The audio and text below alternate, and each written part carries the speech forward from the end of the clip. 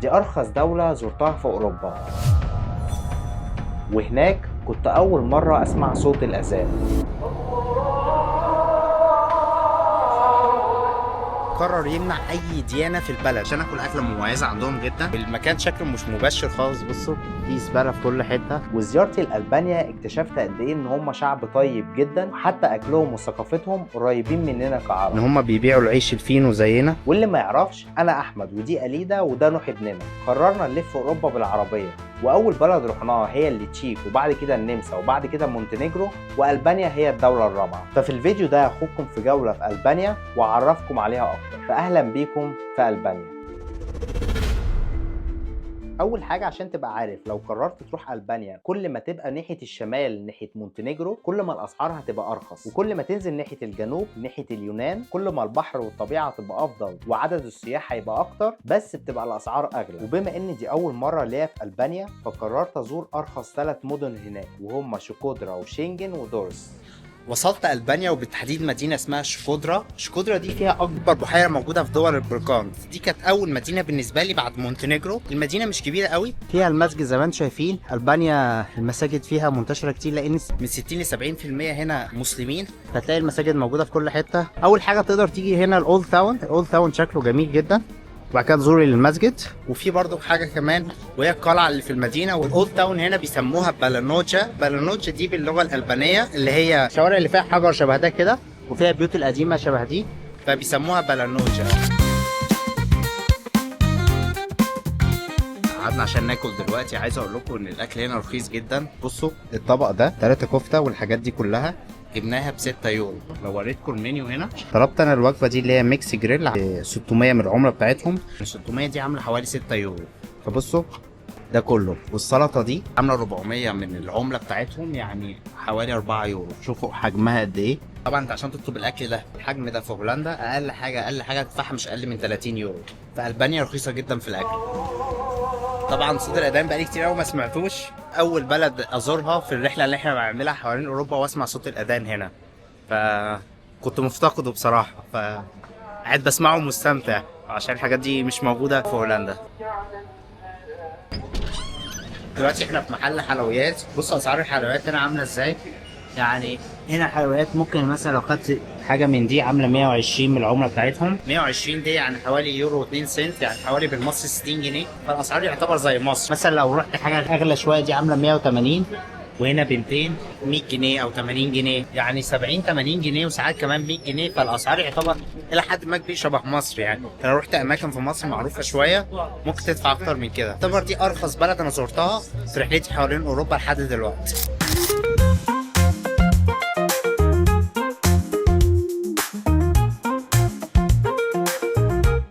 وعايز اقول لكم ان البانيا كانت دوله ملحده لحد سنه 1991، لكن دلوقتي زي ما انتم شايفين في المساجد موجوده هنا.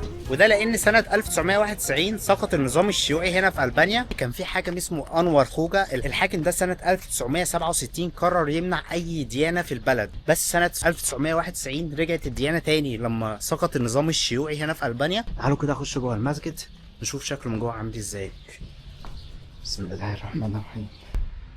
ما شاء الله المسجد عامل ازاي.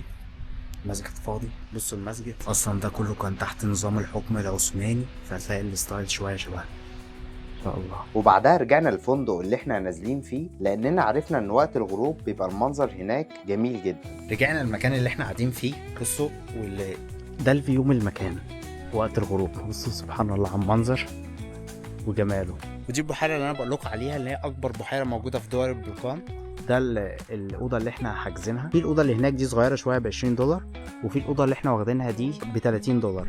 وطبعا انت ممكن تأجر عربيه عشان توصل لاماكن رخيصه شبه دي، لان المكان زي ما انتم شايفين وراه جبل، فالمكان يعتبر بعيد عن المدينه. وتاني يوم اتحركنا على تاني مدينه لينا في البانيا، وهي مدينه شينجن. هنتحرك دلوقتي على مدينه جديده. بالنسبه للمدينه دي اللي هي شكودرا، مدينه كويسه. لان المدينه اللي احنا فيها دي ما تقعدش فيها اكتر من يومين 3، وهي كانت بالنسبه لنا زي وقفه كده بعد مونتينيجرو.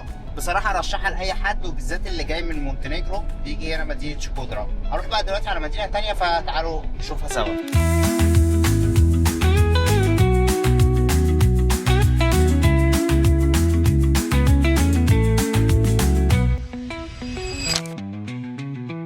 وصلت مدينه شنجن، ودي تاني مدينه لينا هنا في البانيا. مدينه شنجن ملهاش علاقه بفيزا شنجن، هي بس تشابه اسامي. المهم المدينه جميله جدا وكلها على البحر، بس لو انتم شايفين كده كلها مباني لسه جديده بتتبنى هناك وهنا، وده الفيو منها. هي تعتبر واحده من احسن الشواطئ اللي موجوده هنا في البانيا، لان موجود رمل مش صخر، وفي العادي الشواطئ هنا كلها صخر، بس للاسف الرمله بتاعتها لونها اسود.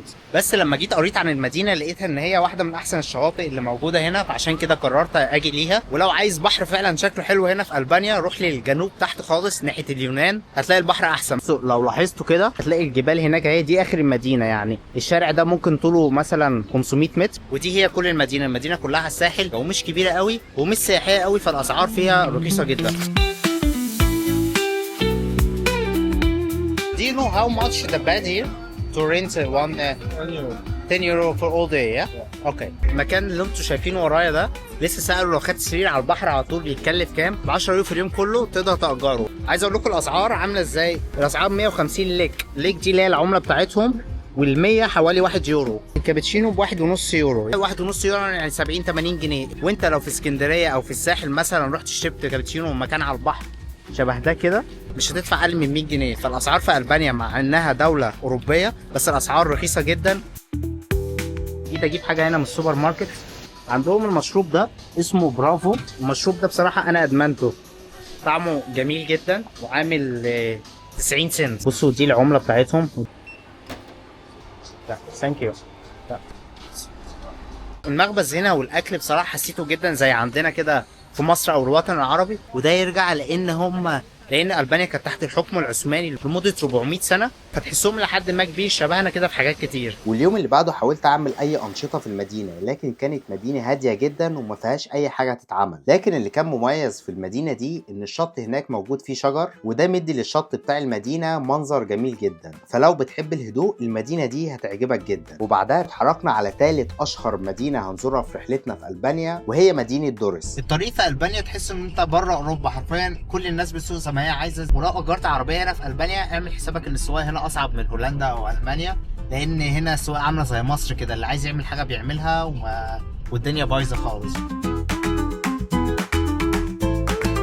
وصلنا المكان اللي احنا نازلين فيه، وبدايه كده المكان شكله مش مبشر خالص. بصوا في زباله في كل حته ومباني قديمه جدا، بس اصلا شكل الشارع، وهي دي العماره اللي احنا نازلين فيها. فانا طلعت الحاجه، بس بصراحه الشقه من فوق الفيو مش عايز اقول لكم اخر جمال، فتعالوا اوريها لكم. هي دي الشقه. بصوا الشقه بصراحه رايقه. بصوا المفتاح اصلا عامل ازاي.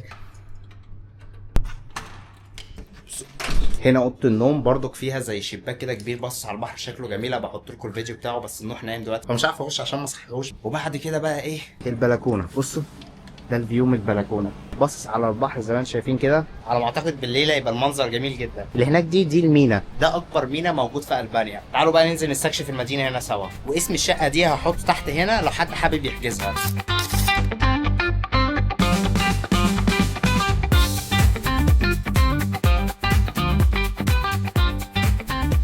جيت اول حاجه المكان اللي ورايا ده عشان نحجز زي مركب كده، لان احنا بعد البانيا هنتحرك على ايطاليا بدل ما نرجع بالعربيه الطريق ده كله تاني. فكانت اسهل طريقه ان احنا ناخد مركب حوالي 8 ساعات في البحر بالليل تودينا الناحيه الثانيه. وبرضك لو معاك عربيه تقدر برضك تدفع وتاخد العربيه معاك الناحيه الثانيه. المدينه كبيره جدا وفيها الشارع اللي احنا فيه ده هو اشهر حاجه هنا.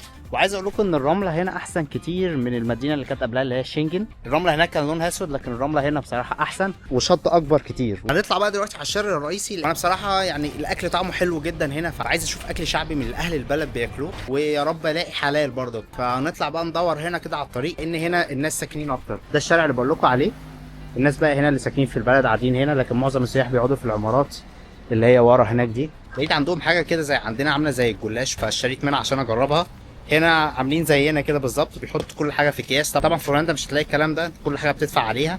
لكن هنا زي عندنا بيدوا اكياس عادي. بص لقيت مكان، لقيت اهل المنطقه كلها قاعدين فيه بيبيع زي فراخ مشويه كده، فتعالوا نجربها. 1000 2000 جريت يا ثانك يو. جبت فراخ مشويه وكفته، وبرضه سالتها حلال ولا لا، فقالت لي ان احنا مسلمين فكل حاجه هنا حلال. هي فراخ مشويه زي اللي عندنا كده، سعرها 700 ليك، بس بتقولي لو خدتها تيك اواي ب 500. بصوا دي الكفته اللي طلبناها، الصباع ده لوحده ب 50 سنت، والفرخه دي الفرخه اللي ب 5 يورو، وده العيش اللي احنا جبناه من المخبز. دي حاجه هنا مشهوره عندهم برضك. نجرب اول حاجه دي. بصوا دي شكلها من جوه. عامله بالظبط زي الجلاش باللحمه اللي عندنا في مصر.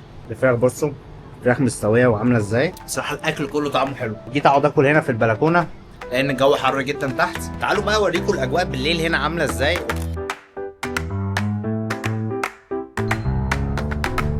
بصوا ده المكان اللي احنا نازلين فيه. العماره اهي زي ما وريتها لكم الصبح. تطلع بقى من هنا قدام شويه كده تلاقي الشارع الرئيسي. في برضو حاجه عندهم لقيتها، هم عندهم عيش فينو، ان هم بيبيعوا العيش الفينو زينا. لقيت العيش الفينو هنا في كذا مكان بيبيعوه عادي. في برضو اماكن زي قهوه بلدي كده شفتها برضو هنا. سوبر ماركتات بيتخانقوا باين. اللي احنا شفناه ورا ده كان الشارع الرئيسي، لكن هنا ده الكورنيش. هنا بقى ممنوع دخول العربيات اللي انا وريته لكم الصبح. عايز اقول لكم ان الاجواء بالليل رايقه جدا، لان هم يعتبر زينا. الصبح بيبقى الجو حر جدا زي مصر كده، وبالليل الناس بتبتدي تخرج. وبعدين برضو لقيت في البانيا حاجات كتير قوي متشابهه ما بيننا وما بينهم. زي ما اوريكم كده العيش الفينو برضو اللي هو اعلانات خشونه الركبه والحاجات دي زي قناه حبيشه اللي عندنا، لقيتهم برضو بيعرضوها عندهم على التلفزيون. في حاجات كتير قوي لقيتها متشابهه، لان هم زي ما قلت لكم 60 70% منهم مسلمين. ثانك يو ثانك يو ثانك يو. Hotel and restaurant. What is that? Blue Eye. Blue Eye. Okay. We have very, very good food here, my friend. You have to come to Blue Eye Hotel. Yeah. It's the best. It's the best. It's the best. Thank you. الشارع كله زي ما انتم شايفين كده ايه، عباره عن كافيهات وكافيتريات، فالاجواء لذيذه جدا. وطول برضو كنتوا ماشيين هتلاقوا اماكن بتأجر منها عجل بتاع اللي هي بتاع التيك توك دي، اللي هي بتقعد تلف وتصور نفسك. فهتلاقي انشطه كتير يعني تعملها بالليل. بصوا ده واحد مأجر سكوتر زي ما بقول لكم. والبانيا كانت دولة مميزة جدا في رحلتنا حوالين أوروبا، ده غير شواطئها الجميلة وشعبها الطيب جدا وأكلها المميز. وهي فعلا الدولة الوحيدة اللي حسيت فيها إنها ما زالت لسه رخيصة، وبالأخص لأننا زرنا أرخص المدن هناك. والفيديو اللي جاي هنتحرك من ألبانيا على إيطاليا بباخرة النوم. استنوا فيديو مميز جدا لأن معظم اللي شغالين على الباخرة دي مصريين. واكتبوا لي في الكومنتات إيه أكتر بلد عجبتكم لحد دلوقتي في رحلتنا حوالين أوروبا.